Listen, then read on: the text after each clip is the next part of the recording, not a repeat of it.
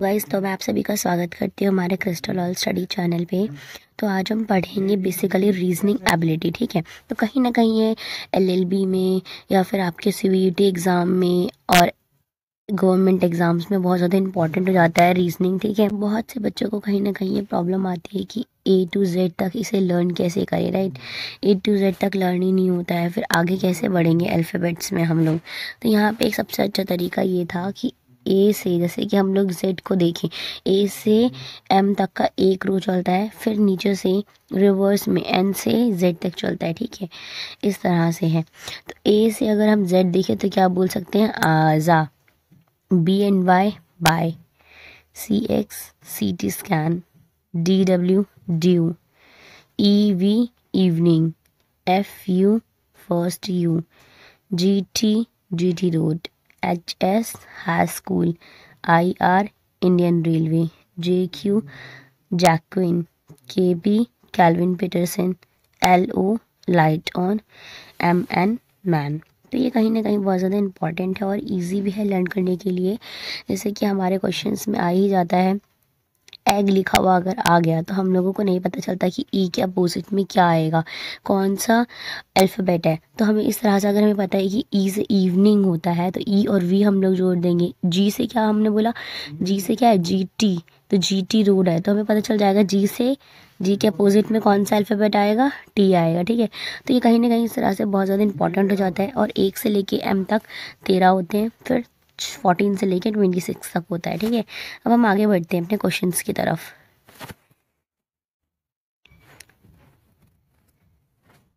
तो यहाँ पे एग्जाम्पल नंबर 1 आया, हमें क्या फाइंड करना है?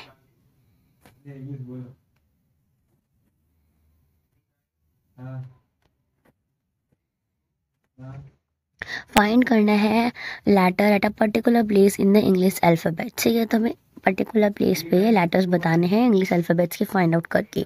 तो क्वेश्चन नंबर 1 दिया है कि 14 to the right of the 6 letter from the left in the English alphabet. तो तुम्हें दिया हुआ है कि इंग्लिश के अल्फ़ाबेट्स जो होते हैं ए से जेड तक, उसमें बताना है कि लेफ़्ट से अगर हम 6 लेटर देखते हैं वो कौन सा आता है, फिर उसी एफ से हमें देखना है 14th लेटर कौन सा है। तो ए से लेके अगर हम एफ तक देखें, 6 लेटर आपको गिनना है। ठीक है, A B C D E F, 6 letter कौन सा आ रहा है? एफ आ रहा है। अब एफ से ही तुम्हें 14 तक जाना है और देखना है क्या लेटर आता है, वही आपका आंसर होगा। तो फिर से आप काउंट कर सकते हैं, 1 2 3 4 5 6 7 8 9 10 11 12 13 14, कौन सा आ रहा है? टी आ रहा है। तो टी, अब आपको देखना ऑप्शन में क्या टी दिया हुआ है? हाँ दिया हुआ है, option number D is T. तो T is the correct answer. ठीक है, 6 + 14 क्या आया? 20। अब 20 का नंबर जिस बच्चे को याद है वो डायरेक्टली बता देगा कि T is the correct answer.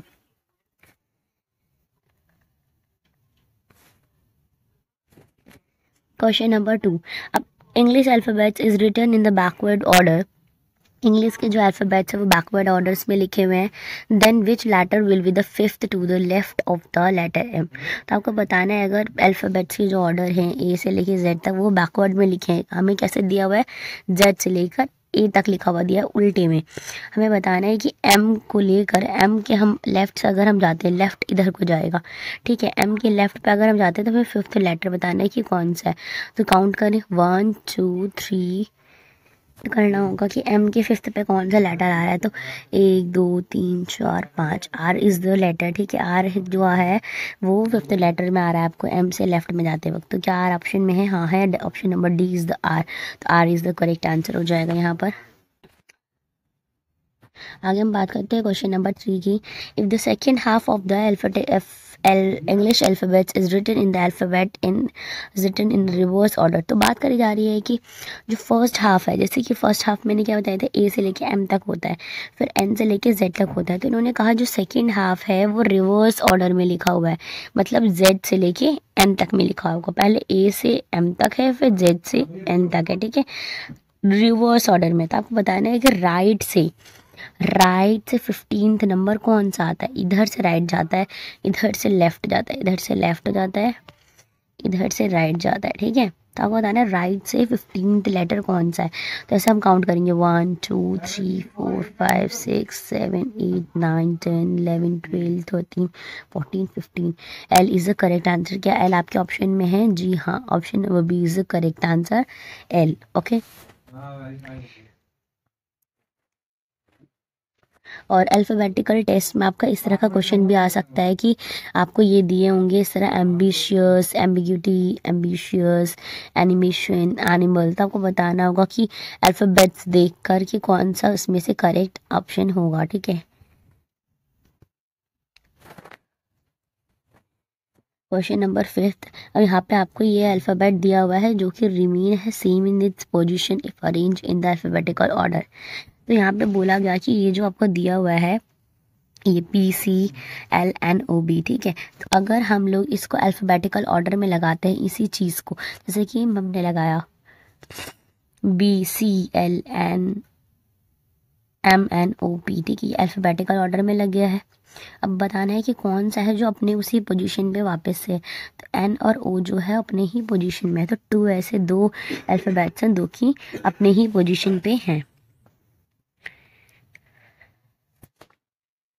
उसके बाद अगर हम बात करें क्वेश्चन की, तो आपको इस तरह के क्वेश्चन भी आ सकते हैं। आपको ये दिया हुआ है अल्फ़ाबेट जो कि हमें क्या करना है, सब्स्टिट्यूट करना है with the letter of the English alphabets. जो कॉन्सोनेंट है उन्हें सब्स्टिट्यूट करना है उनके प्रीसीडिंग करके, ठीक है। जी है जैसे कि, तो जी क्या है, कॉन्सोनेंट है, उसको पीछे लेके जाना है।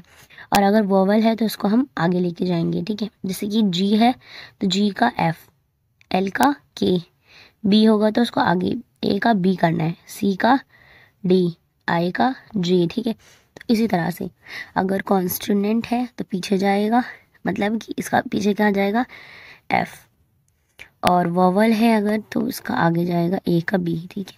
तो इस तरह से ऐसा कोई भी वो नहीं है जो कि अपने ही उस पर हो, ठीक है। जैसे कि A के साथ B है, D के साथ C है, तो ऐसा नहीं है कि D के साथ D ही आ रहा है। ऐसा कोई भी अल्फ़ाबेट जहाँ पे नहीं है जो कि सेम हो, तो नो वोवल।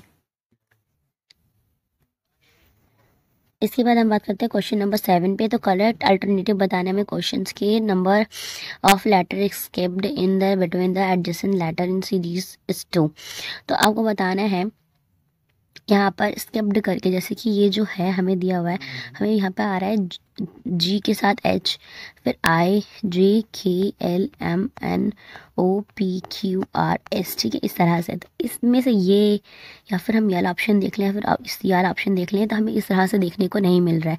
यहाँ पे कहीं ना कहीं वो सेम आ जा रहा है। तो करेक्ट ऑप्शन क्या आएगा आपको, ऑप्शन नंबर बी। तो इस तरह के क्वेश्चंस आपको करने होंगे फॉर अपने एग्जाम्स के लिए, कहीं ना कहीं LLB वालों के लिए बहुत ज़्यादा इंपॉर्टेंट है। इस तरह के एग्जाम्स आपको मिलेंगे रीजनिंग में देखने के लिए। अभी हम आगे करेंगे प्रैक्टिस पेपर, ठीक है। चलिए गाइस, बाय बाय।